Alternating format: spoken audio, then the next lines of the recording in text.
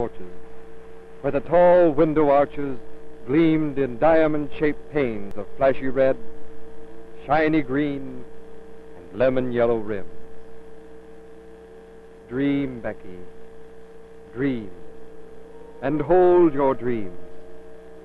But remember, James is a banker's son, and though he smiled and danced with you, and said you danced so lightly, that you danced and swayed like a willow reed in a gay May breeze, and how your eyes shone like a soft-misted blue north star. Remember, Becky, and dream.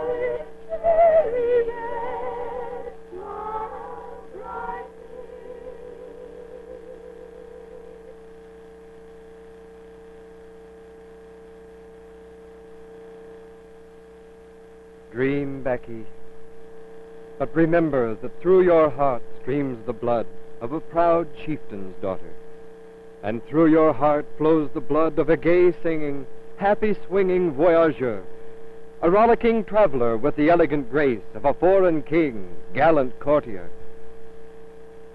But remember, James is a banker's son, in a town where manners and aristocracy do not know of a dignified chieftain's royalty.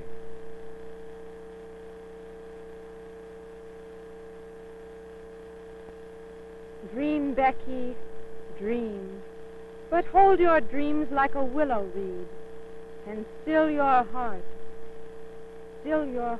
but hold your dreams like fluttering leaves as your lips smile brightly. Yes, dream, Becky. Perhaps I should not have let you go where the high-mannered folks stroll along rough board walks with lacy fences in place of rambling pebble roads around sturdy log cabins and slim picket lances. Yes, Becky, but how else will you see and know how other folk live and love beyond orphan house gates and orphan house ways? But hold your heart, Becky, and do not let it break over a willow reed dream.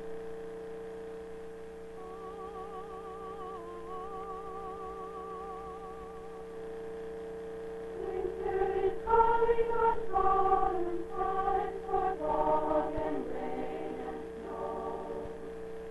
In river lakes of gray I climb and again the swift wind blows. Lonely heart is now burning in wine, dashes big rivers of ice to an angry coast. High in the dark floods who mockingly howl, throwing them through.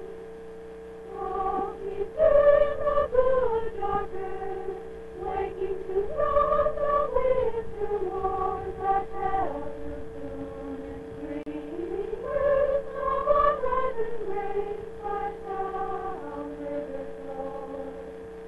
Go winter wind, you storm and charity, oh singing wind, blow back what storms that soft notes fall and drowsy seas rest in good warm. Winter is cheering and early spring, all waits too late, never made. My beggar sweet storms will hardly cling, your lily gray paws down river lane.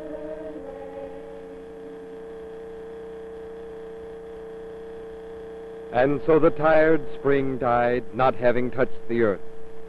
Like battalions of angered spirit gods, the icy snows charged on villages and valleys, slaying the young green things, scalping the sturdy, while pushing, dragging, and loudly belching the earth-hidden fruits in a mad roaring rush toward the great river of the west, who like a hoyden, coarsely and flauntingly, shockingly indecent, whirled and swirled a ribald death dance wantonly, to be sucked into the hungry arms of the ocean.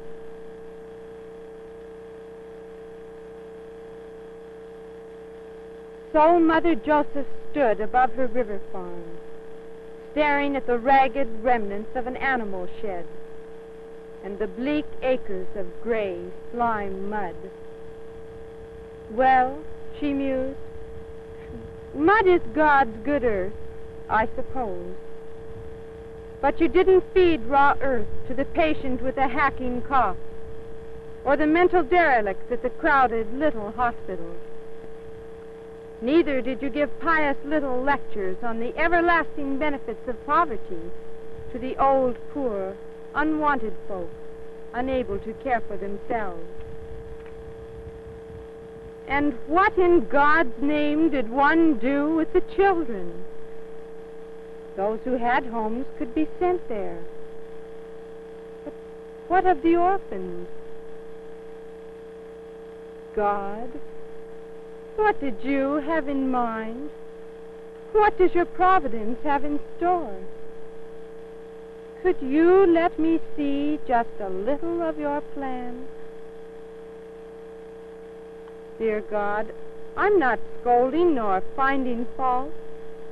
I just don't know what to do.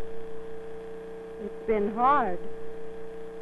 There's this unhappy country with so little left to go around. Only poverty and dead men's lost dreams.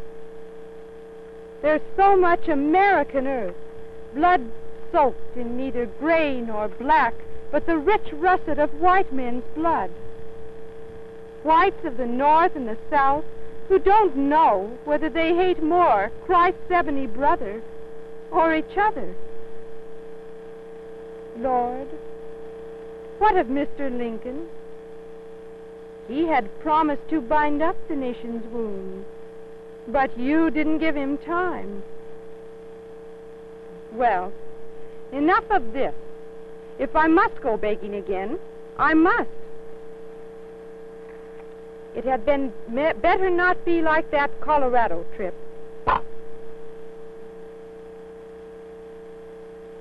She still wasn't sure which of the scares had terrified her the most. Was it the stagecoach ride or the Montana Indians during the tour of '66? It looked restful, a very sheltered place in which to camp. The nearby stream, clear and happy-sounding, while the crackling fire warmed and floated the clean-smelling pine-pitch scents high into the air. How frigid the blood queerly stilled on hearing the chilling, deafening shrieks, accompanied by pounding horse hooves, descending out of nowhere, yet everywhere at once. More chilling still, the horrible faces, smeared and streaked with war paint, so gory, green and blue. Oh, sweet Christ and Holy Mary, hold back that tomahawk swinging so high. Then, stopping as suddenly as the racket had begun, the heartbeats thudded in the booming, throbbing silence, while the warriors came close to pick up the sisters' crosses, telling the black-gowned ladies not to be afraid. They only wanted the food cooking over the fire. At once. Oh, my, how she and the other sisters flew into action.